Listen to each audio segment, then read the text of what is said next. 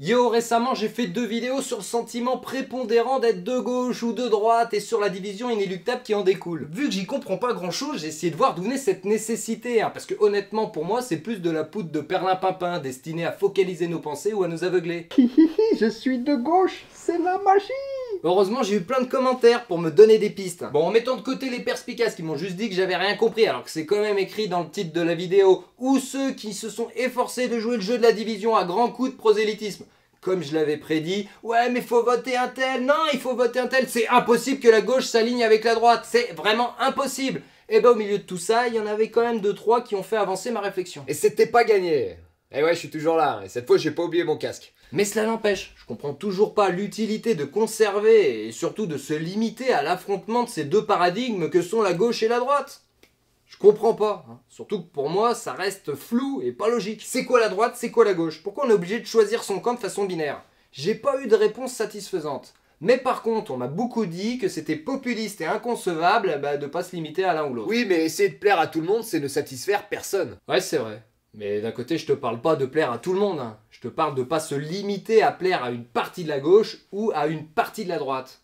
Je sais pas, par exemple, plaire à un peu de chaque. Ok, mais ça c'est pas possible. Enfin, c'est un message populiste pour ratisser large. C'est ce que j'ai cru comprendre, oui. Ou une analogie que j'ai beaucoup entendue, c'est faire comme Macron. Ouais, c'est ça. Et Macron, c'est carrément le candidat du système actuel. Ouais, je sais, soutenu par les grands patrons, les médias, les sondages, on fait pas pire. Heureusement, bon, j'en suis pas sûr, mais je pense qu'aujourd'hui, les Français sont moins enclins à se faire berner par des sondages truqués. Et donc de les rejoindre. Bon, je peux me tromper, mais je pense qu'il va se ramasser. J'ai un doute. Je me suis quand même un peu plus renseigné sur Macron et je suis tombé sur une vidéo pas du tout mise en scène. Est-ce que vous pouvez nous expliquer au tableau la différence entre la droite et la gauche avec une craie et en 1 minute, s'il vous plaît? Bizarrement, cette vidéo, elle est partagée que par des gens de gauche, d'extrême gauche même. Enfin, dans mon cercle tout du moins. Sinon, je crois que je l'aurais jamais vu. Et que par des youtubeurs de gauche aussi. Remarque, est-ce que tous les youtubeurs sont pas de gauche? Bon, bref. Sur Internet, tout le monde cherche de la visibilité. Mais bon, pour Macron, vous êtes peut-être pas obligé de lui en donner. Top! Ok, alors, donc la droite, c'est une famille politique française pour laquelle le plus important, c'est sans doute la liberté. Et la gauche, c'est une famille politique française, qui a son histoire aussi, pour laquelle le plus important, c'est sans doute l'égalité. Que les gens aient les mêmes droits, tu vois. Là, c'est que les gens soient libres. Il y en a qui vont réussir, d'autres non. Tant pis. Là, c'est que les gens soient égaux, mais ils ne sont pas forcément libres. C'est pour ça que moi, je crois qu'on a besoin d'un peu d'égalité, d'un peu de liberté, parce que c'est quoi la devise française? Liberté, égalité, fraternité. Eh ben, banco, voilà. Nous, c'est ça ce qu'on va essayer de faire. Bon, c'est accompagné de commentaires constructifs du genre c'est de la merde, j'ai vomi, tout ça. Mais perso, moi j'ai trouvé ça pas si mal. Bon, c'est évidemment de la propagande déplacée, mais sur le fond, pour expliquer rapidement à des enfants la différence, c'est plutôt bien vu. La preuve, j'ai compris. Avec une marionnette de blaireau, ça aurait été encore mieux. La gauche réside bien sur la volonté d'égalité, égalité des salaires, des droits, tout ça. Et la droite, elle, mise bien sur le maintien ou l'augmentation des libertés. Ce qui peut nuire à certains au détriment d'autres. Donc à l'égalité. D'où peut-être l'affrontement. Égalité, liberté, non, égalité. Allez oh, s'il te plaît. Tant pour moi. Tu peux y aller. Merci, mais inversement, trop d'égalité forcée peut nuire aux libertés individuelles. Et puis il finit après, évidemment, par la fraternité au milieu, parce que c'est censé être l'affaire de tous. Excuse-moi, mais la fraternité, c'est de gauche, hein. À droite, de ce côté-là, c'est plutôt des enculés. Belle preuve de fraternité, ouais, en effet. Un jour, un grand homme m'a dit, c'était il y a au moins 15 ans, qu'à la fin du 2e mandat de Mitterrand, la droite avait gagné la bataille politique, et pour un bout de temps. Évidemment, Chirac, Sarkozy, les élus, et puis même avant ça, parce qu'à partir de 83, Mitterrand c'était déjà moins un homme de gauche. Ouais, mais quand même plus à gauche qu'Hollande. Donc la droite avait beau avoir gagné la bataille politique, elle avait perdu quasi définitivement la bataille des idées. Évidemment, avoir des idées, c'est de gauche. Non, c'est pas ça que ça veut dire, ça veut juste dire que être de gauche était devenu bien vu, humaniste, humain même, hashtag Banater. Ça fait presque directement de toi quelqu'un de bien. C'est politiquement correct, si tu veux. Et pourquoi pas bien pensant? Avoue que c'est quand même plus facile d'être un homme politique pédophile à gauche qu'à droite.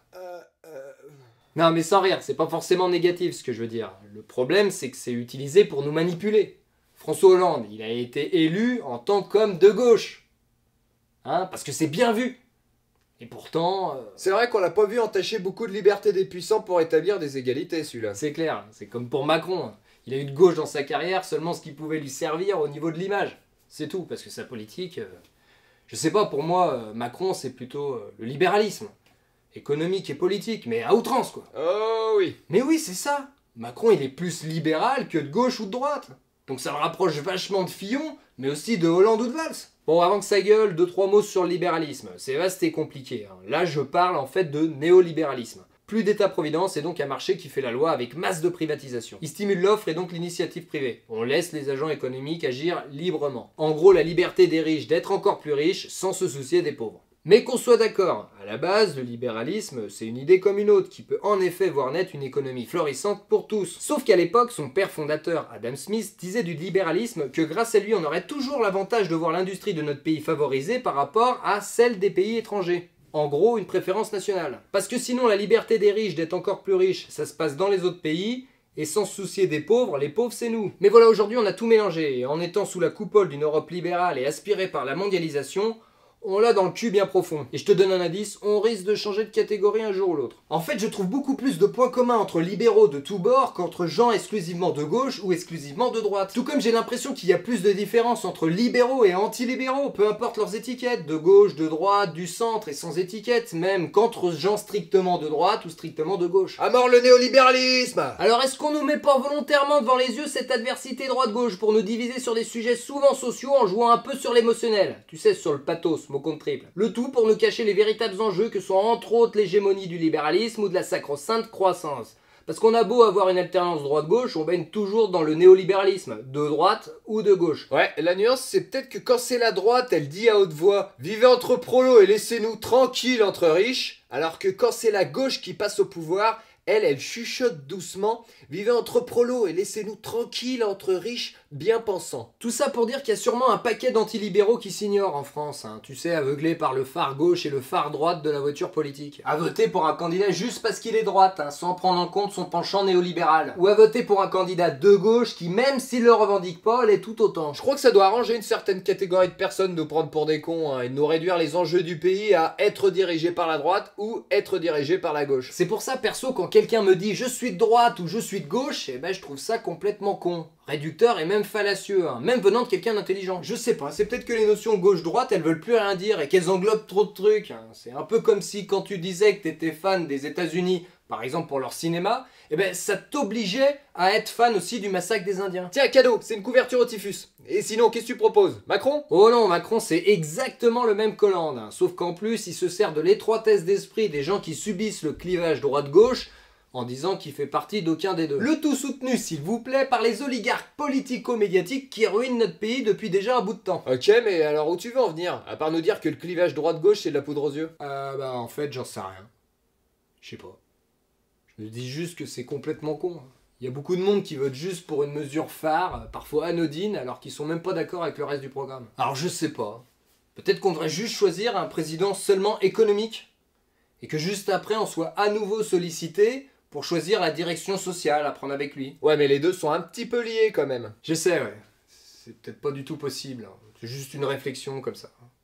Parce que se voir élire un président sur son positionnement sur le burkini, sur l'adoption pour tous, sur le cannabis, parce qu'il est socialement de gauche ou parce qu'il est socialement à droite, plutôt que sur son positionnement, je sais pas, sur l'Europe, sur la mondialisation, sur le libéralisme, comme j'en parlais, eh ben ça me fait chier. C'est vrai, rien que l'écologie et la sauvegarde de la planète, ça devrait pas être une problématique noyée au milieu de tant d'autres. Mais carrément, ouais. Je sais pas, je trouve qu'on réduit les enjeux de la politique à ceux d'une télé-réalité. Vivement qu'on vote par SMS surtaxé. Ça va peut-être arriver. Hein. Bon après, j'ai peut-être pas tout compris. Hein.